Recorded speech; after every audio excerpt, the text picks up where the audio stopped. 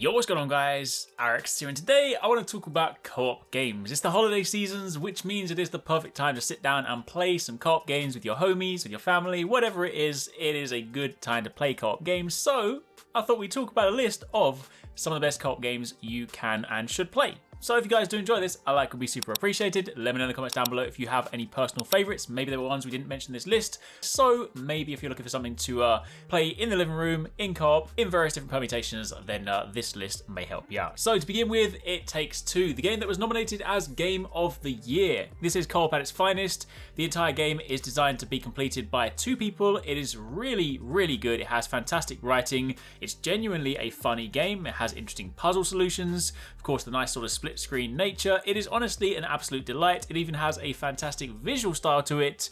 This one, if you haven't played it, it is on pretty much all platforms, not Switch, but it is on pretty much all platforms, and this is a fantastic time. No wonder it got nominated for Game of the Year.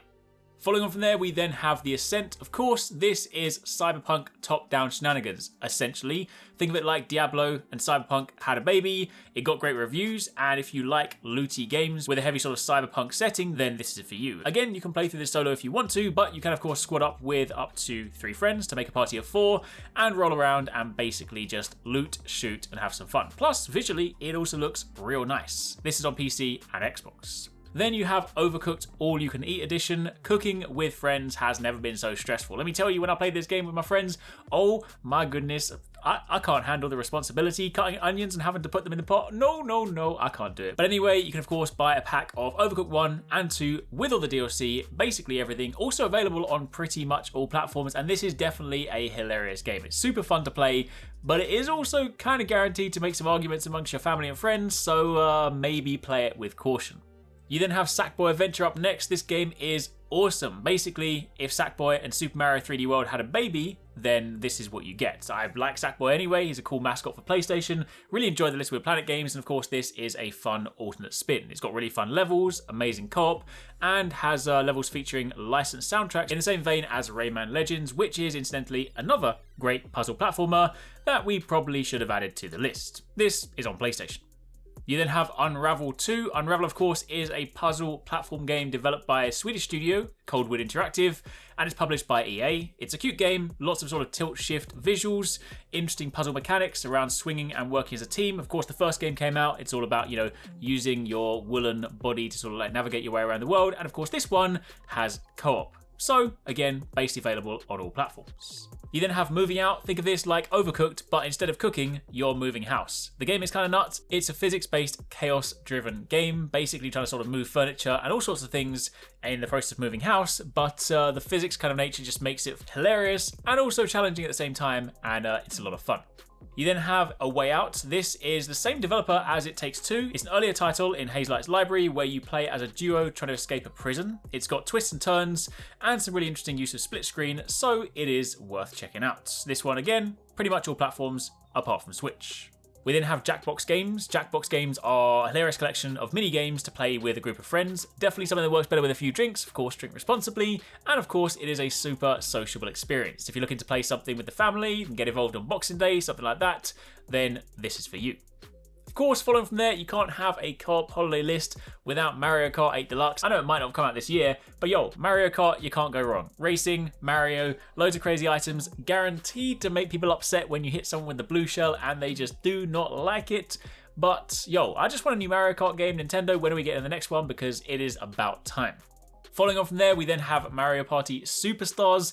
Again, this falls in a similar sort of situation where, you know what, Nintendo are a company that are great at making family games, but they are also great at making games that will tear the family apart. Mario Party Superstars, honestly, any Mario Party game is equal parts hilarious and frustrating. Let me just say, when you think you're about to win and then someone pushes you off the edge or steals your stars or anything like that, then it's going to be an emotional time. But, of course, Superstars does give you access to plenty of mini games, and it also has better online this time around as opposed to when the game first came out. So this is good both in person and online. And of course, on the topic of Nintendo, we're going to also include Smash Bros. Ultimate, fantastic family fighting game, or brawler, depending on how you want to describe it. Basically, it's just a good time. If you want to play it super serious, obviously you can, but at the same time, it's also good just in a fun co-op setup. Throw on items, throw on crazy stages, have some fun, and of course, now that the full roster is complete, you have a ton of characters to choose from. You then have Cuphead. This is the game that is it's kind of like if Mega Man and Contra had a baby, and then Disney and Warner Brothers had a baby, and then those two babies had a baby, and then they took a liter of acid. That's probably the best way to describe it. It's also hard as nails, but the visual style, the combat, the fluidity, all of it is just fantastic. And again, this is available on pretty much all platforms. Following on from there, we then have SNIPPERCLIPS Plus. Originally, of course, this was a Switch launch title. An expanded version of this released not so long ago. It is basically a puzzle game where you cut chunks out of your partner to try and solve interesting puzzles. So again, if you want something that makes you think a little bit more, maybe sort of good for a quick co-op setup, then this is a good Switch game for you. We then have Marvel Ultimate Alliance 3. Spider-Man Far From Home is coming out, so of course, if you want some multiverse madness, if you want a game with all the Spider-Mans, then Marvel Ultimate Alliance 3 is probably your go-to. It's got a strong campaign, a plethora of Marvel characters to choose from. Honestly, I've always enjoyed the Marvel Ultimate Alliance games. They might not necessarily be like the best, but they are a lot of fun in co-op, especially when you start doing like co-op abilities, linking your stuff together.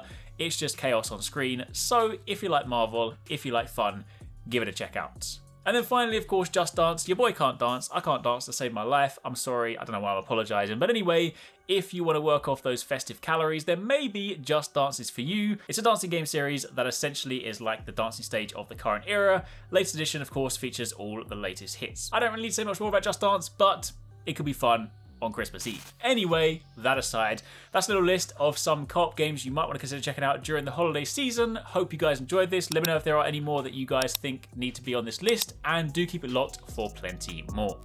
Thanks very much for watching. I hope you guys enjoyed the video. If you want to catch more from us, don't forget to subscribe and turn on notifications so you don't miss our latest uploads. And if you want somewhere to hang out, play games, or chat all things from games to anime, food to fitness, consider joining the ASCENT Gaming Discord.